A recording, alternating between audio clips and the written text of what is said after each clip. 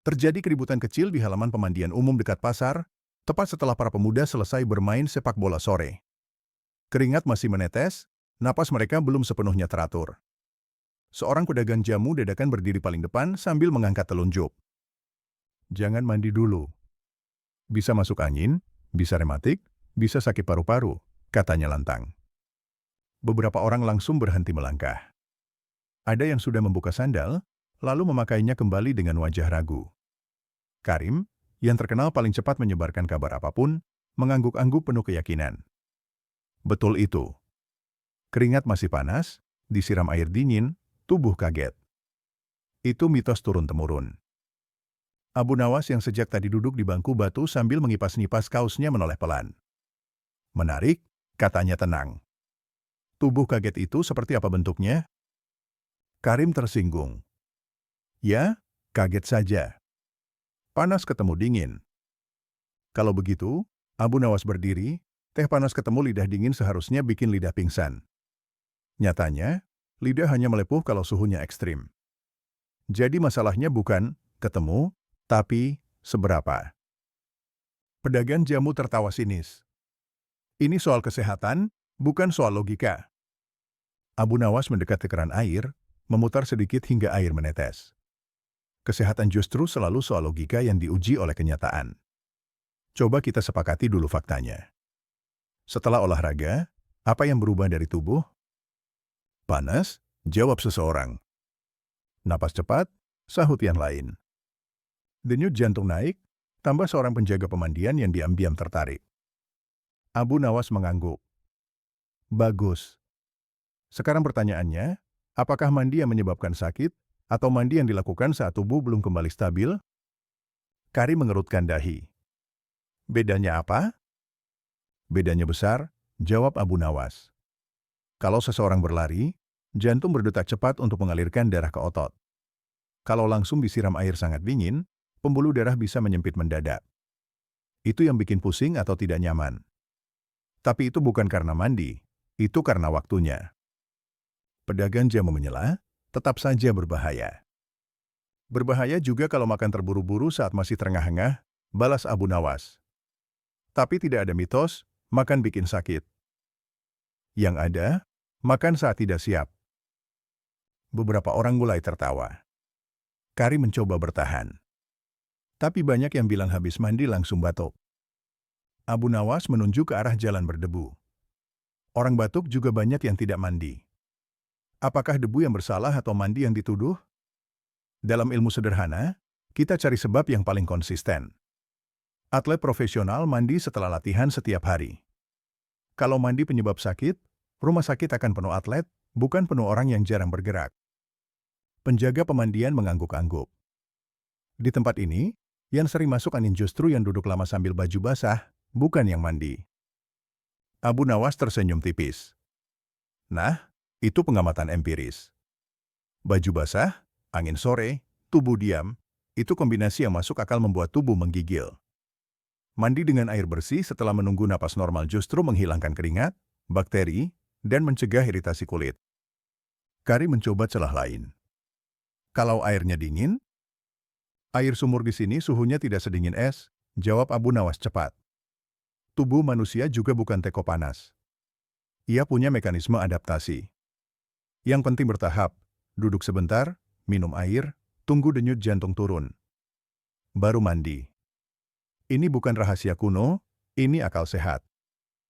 Pedagang jamu mulai gelisah. Kalau semua mandi, jamu saya tidak laku. Abu Nawas menepuk bahunya.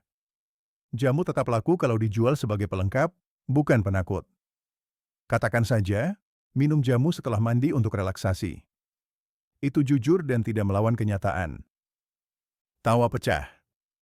Kari menatap keran air, lalu ke Abu Nawas. Jadi bukan mandinya yang salah, tapi timingnya? Persis, jawab Abu Nawas. Mitos sering lahir dari pengamatan setengah jalan. Ilmu lahir dari pengamatan yang diuji ulang. Satu persatu, para pemuda duduk dulu, mengatur napas, lalu mandi dengan tenang. Tidak ada yang tumbang. Tidak ada yang tiba-tiba sakit. Penjaga pemandian tersenyum puas, pedagang jamu mengubah teriakannya, Dan Karim, untuk pertama kalinya, menyimpan kabar tanpa menyebarkannya. Keesokan paginya, Karim benar-benar mempraktikkan niatnya. Di warung kopi dekat lapangan, topik yang sama muncul lagi, kali ini dari seorang lelaki parubaya bernama Pak Salim, mantan buruh pelabuhan yang terkenal keras kepala. Aku lihat anak-anak sekarang aneh, kata Pak Salim sambil menyeruput kopi. Habis lari langsung mandi. Zaman saya, itu cari penyakit. Karim sempat melirik Abu Nawas yang duduk di sudut warung, sengaja diam. Ia tidak langsung menyahut. Ia menunggu Pak Salim menyelesaikan kalimatnya, seperti yang sering Abu Nawas lakukan. Pak, kata Karim hati-hati, boleh saya tanya, dulu Bapak kerja di pelabuhan jam berapa? Subuh sampai sore. Minum air berapa kali? Pak Salim terdiam sebentar. Kalau sempat. Karim mengangguk. Berarti Bapak kerja berat, lama, dan kurang cairan. Kalau langsung mandi air sungai yang dingin sekali, badan Bapak kaget. Itu masuk akal bikin pusing. Pak Salim mengernyit. Jadi yang salah bukan mandinya, Pak, lanjut Karim. Yang salah kondisinya. Sekarang kami olahraga paling 1 jam, minum cukup, istirahat dulu, baru mandi. Keadaannya beda. Pak Salim hendak membantah, tapi Abu Nawas akhirnya angkat bicara. Pak Salim, katanya tenang, kalau sepatu basah dipakai lari, kaki bisa lecet. Tapi bukan berarti sepatu itu berbahaya. Yang berbahaya memakainya saat tidak tepat. Beberapa orang di warung mengangguk. Pak Salim menghela napas. Kalian pintar bicara. Abu Nawas tersenyum tipis. Kami hanya menyusun ulang pengalaman Bapak dengan logika. Pengalaman itu benar, kesimpulannya yang perlu disesuaikan. Seorang pemuda lain tiba-tiba bertanya, kalau begitu kenapa setelah mandi badan terasa lebih enak? Karena suhu tubuh turun perlahan, otot rileks, dan keringat dibersihkan, jawab Abu Nawas cepat. Tubuh manusia suka keteraturan. Yang tidak disukai tubuh adalah perubahan ekstrim yang mendadak. Pak Salim tertawa pendek. Jadi selama ini saya menakut-nakuti orang tanpa sadar. Semua orang pernah, kata Abu Nawas. Mitos itu biasanya lahir dari niat baik yang tidak diperiksa ulang. Percakapan itu menyebar cepat. Siangnya, di lapangan, seorang ibu melarang anaknya mandi setelah bermain. Karim yang lewat berhenti sejenak, menjelaskan dengan sabar. Ibu itu tidak langsung setuju, tapi ia mendengarkan. Abu Nawas memperhatikan dari jauh. Ia tidak ikut campur. Ia tahu, debat yang baik bukan yang dimenangkan oleh suara paling keras, tetapi yang membuat orang lain mulai berpikir ulang. Sore harinya, lapangan tetap ramai.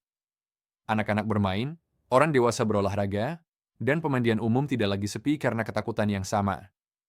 Yang berubah bukan airnya, bukan juga tubuh manusia, melainkan cara orang menautkan pengalaman dengan alasan yang masuk akal. Karim duduk kembali di bangku batu, mengatur napas setelah berlari ringan. Ia menunggu detak jantungnya turun, lalu berdiri menuju keran air dengan tenang. Dari sudut matanya, ia melihat Abu Nawas mengangguk pelan, seolah berkata bahwa memahami satu mitos dengan benar seringkali lebih melelahkan daripada berolahraga itu sendiri. Beberapa hari kemudian, kabar tentang perdebatan itu sampai ke balai warga. Ketua RW mengundang Abu Nawas untuk sekadar meluruskan informasi, karena belakangan muncul 2 kubu, yang tetap melarang mandi setelah olahraga, dan yang mulai membela mandi dengan syarat tertentu. Anehnya, yang paling vokal menentang justru Pak Rahmat, pensiunan guru olahraga. Justru saya ini guru, kata Pak Rahmat di depan forum kecil. Saya tahu tubuh manusia. Kalau panas langsung kena air, itu tidak baik. Abu Nawas tidak langsung menanggapi.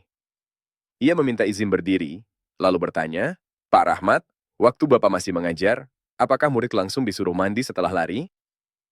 Tidak. Pendinginan dulu. Nah, kata Abu Nawas, itu sudah menjawab setengah masalah. Pak Rahmat menyipitkan mata. Setengah? Setengah lainnya, lanjut Abu Nawas, adalah membedakan antara jangan mandi sekarang dan jangan mandi sama sekali. Banyak orang berhenti di kalimat pertama, lalu menghapus yang kedua. Beberapa warga tertawa pelan. Karim yang duduk di belakang mencatat di ponselnya, bukan untuk disebarkan, tapi supaya tidak lupa. Pak Rahmat masih mencoba bertahan. Tapi air dingin bisa membuat otot kaku. Bisa, jawab Abu Nawas singkat. Kalau ekstrim dan mendadak. Tapi air sumur di kampung ini suhunya stabil. Bahkan sering lebih hangat dari air hujan. Otot kaku lebih sering karena tidak pendinginan, bukan karena mandi. Seorang ibu mengangkat tangan. Kalau anak saya habis main, terus mandi, besok pilek.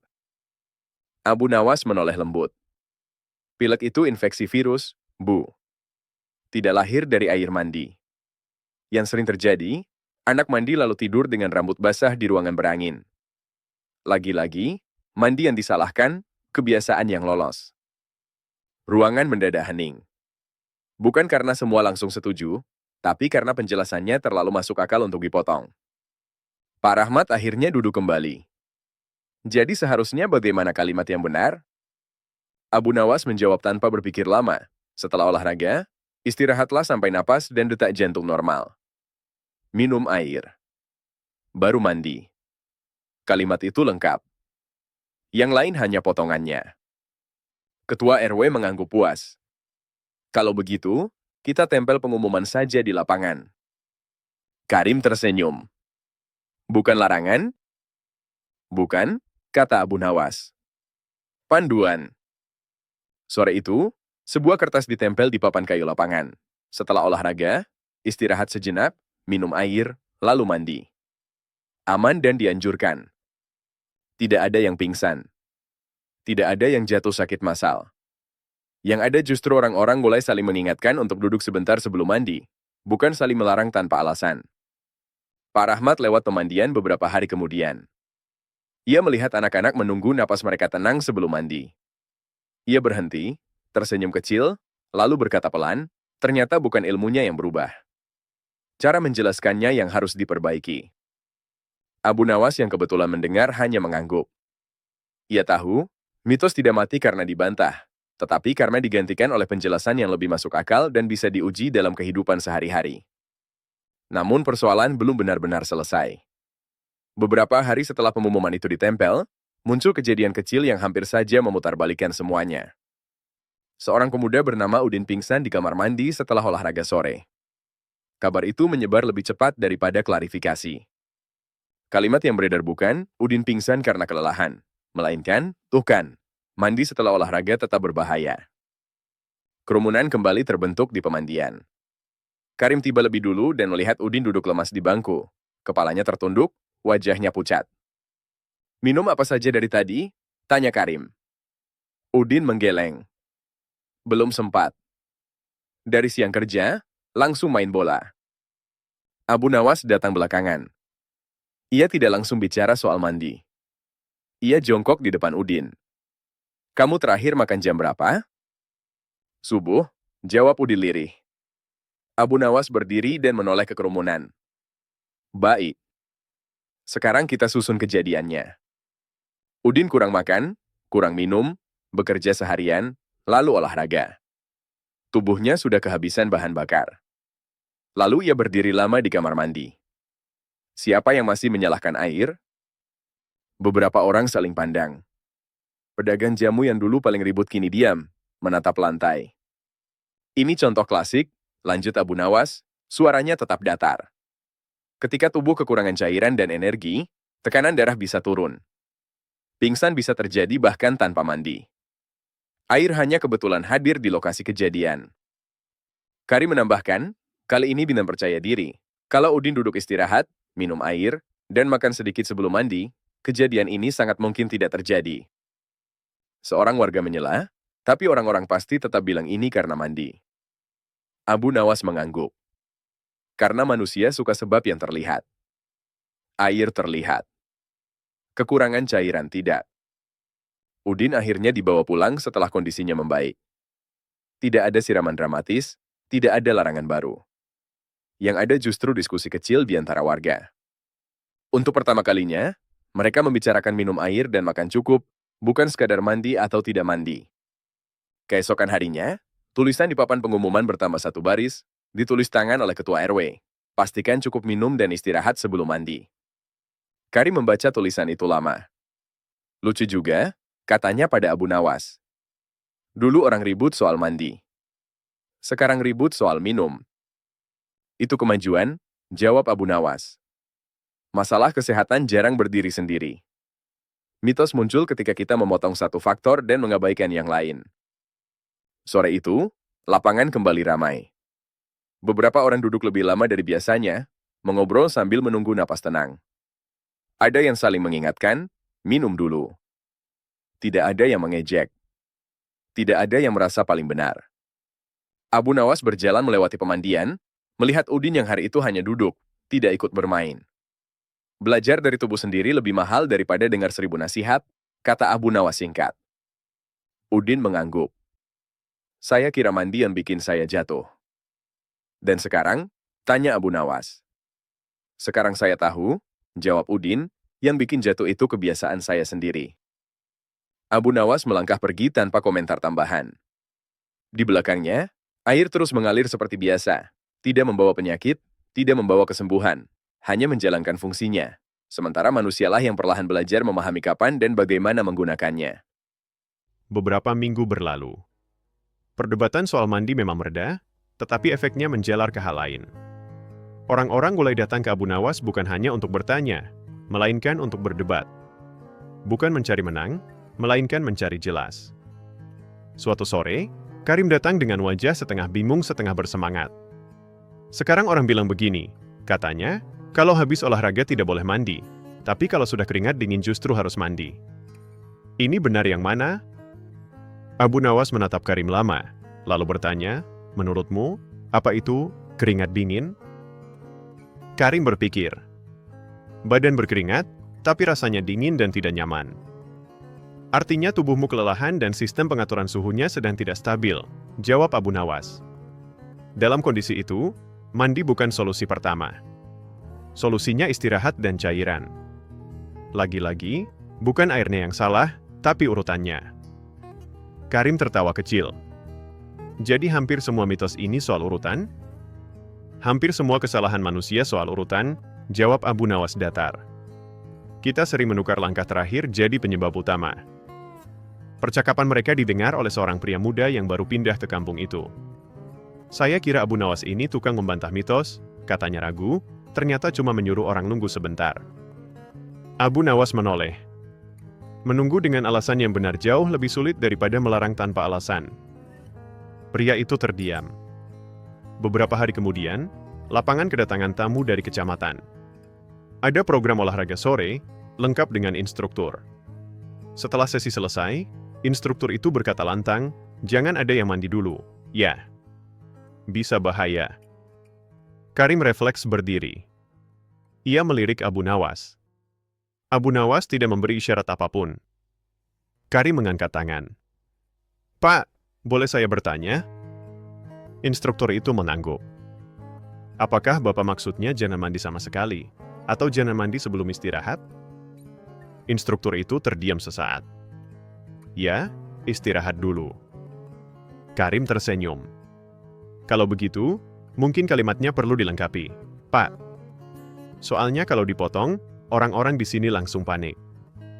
Beberapa warga tertawa kecil.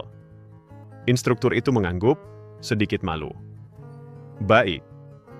Setelah olahraga, istirahat dulu sampai napas normal, lalu mandi. Abu Nawas akhirnya berdiri. Itu kalimat yang sehat. Tidak menakut-nakuti, tapi juga tidak sembrono. Instruktur itu menyalaminya. Kadang yang sulit bukan ilmunya, tapi cara mengatakannya. Dan keberanian untuk mengoreksi kalimat sendiri, tambah Abu Nawas.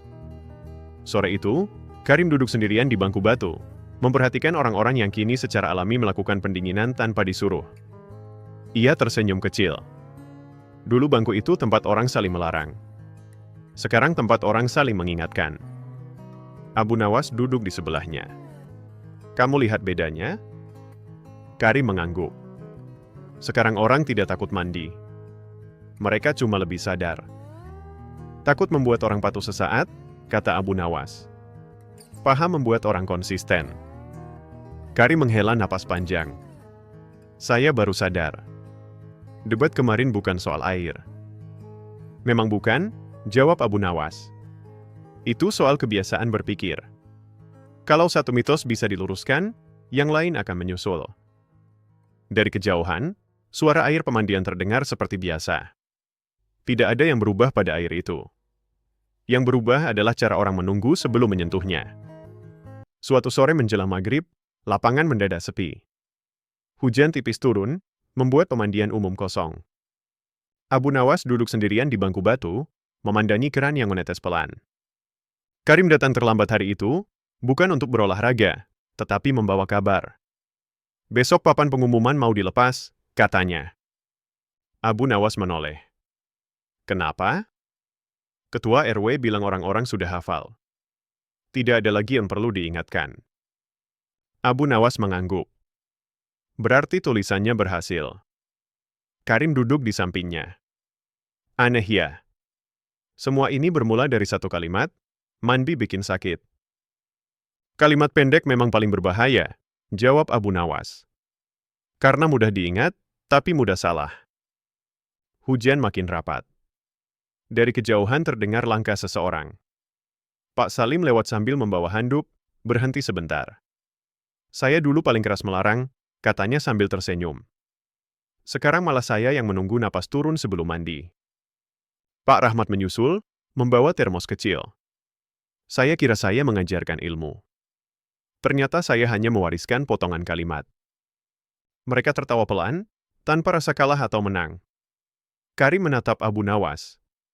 Kalau besok ada mitos baru, apa kita mulai lagi dari nol? Abu Nawas berdiri, merapikan sandal. Tidak. Kita mulai dari pertanyaan yang sama. Apa itu? Urutannya bagaimana? Jawab Abu Nawas singkat. Ia melangkah pergi meninggalkan bangku batu. Hujan berhenti. Keran air masih menetes, sama seperti hari pertama perdebatan itu terjadi. Tidak pernah membawa penyakit, tidak pernah menyembuhkan siapapun. Yang berubah hanyalah satu hal kecil. Sebelum memutar keran, orang-orang kini berhenti sejenak, mengatur napas, dan berpikir.